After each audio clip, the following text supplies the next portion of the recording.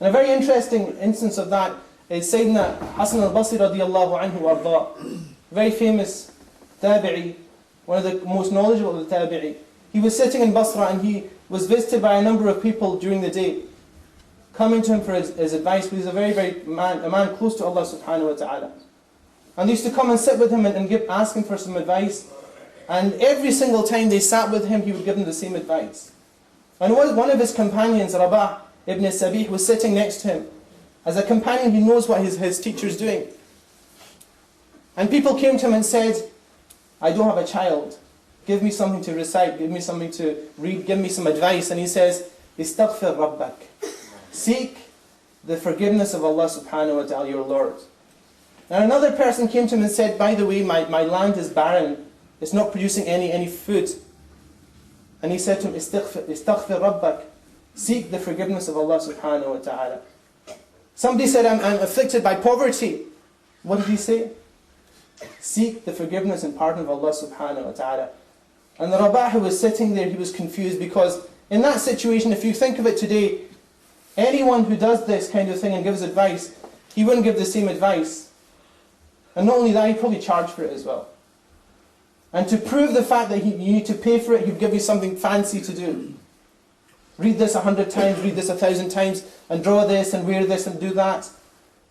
Hasan al-Basri radiyallahu anhu was a man of intense piety.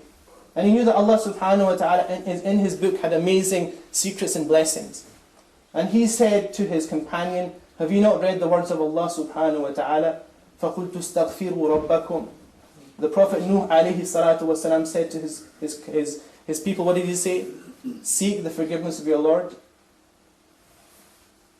استغفر ربكم إنه كان غفارا يرسل السماء عليكم مدرارا, that he sends down the heavens with rain down in profusion for you. يرسل السماء عليكم مدرارا ويمددكم بأموال وبنين, and he gives you strength through what? Wealth and your children. ويجعل لكم جنات ويجعل لكم أنهارا, and he provides you with gardens and he provides you with streams. Who is this? This is Allah subhanahu wa ta'ala. Through what? Through the istighfar that you do. And this is why the things that we have in terms of our sustenance, our food and our drink, and also all the other things that we have, our children, our wealth, all these things are given to us by Allah subhanahu wa ta'ala so that we show them honor and respect. And yesterday when I was listening to the radio program, the interesting thing they were saying is that how can we combat this waste? And the thing that they were saying is the biggest problem they have now is that they need to educate, but nobody listens. You try and go to a restaurant today, and they say about a third of the food that they produce in restaurants is thrown away. You tell them that you have to show respect to food. They'll say, we don't really care, we want to make money. Because food is the most inexpensive thing in their whole production process. They have staff, they have overheads. The food is something that's not really important for them. So if you tell them this, they'll say, we don't care because we don't believe that food has any blessing. That's not the unfortunate thing. The unfortunate thing is that if you tell a Muslim this, that you should show respect and not waste food, even if you're in the food industry. If you tell a Muslim this, they will probably say the same thing. Why? Because they don't see that what they have, that they're producing and selling, or the person who's sitting in the restaurant eating, that is a blessing from Allah subhanahu wa ta'ala. And when you go to a restaurant, it's the same thing. You order what you can eat, and if you can't eat it, take it away. That's what they call a doggy bag. But for Muslims, there's no dogs. You tell them, I want a doggy bag, take it home and eat it yourself. And this is not a simple, I'm not talking about food. Because some people would say it's such an insignificant thing when you look at what's happening in places like Syria, where there's bloodshed as we speak. People in hunger and poverty as we speak, being tortured as we speak, and as I've been speaking. Over the last 20 or 30 years, constant interrogation, constant torture. But the important thing is that our religion tells us very, very simple things that build societies and build civilizations.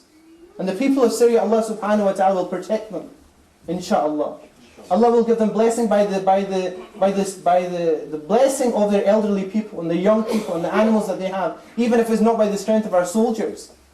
It will be by the strength of the dua of the widow at night. This is what will give them victory. Whether we help them or not doesn't make any difference. Allah subhanahu wa ta'ala has taken it upon himself to give victory to those people. But what we need to do is make sure that as people, we convey our civilizational imperatives to our children. And we uphold them in our communities.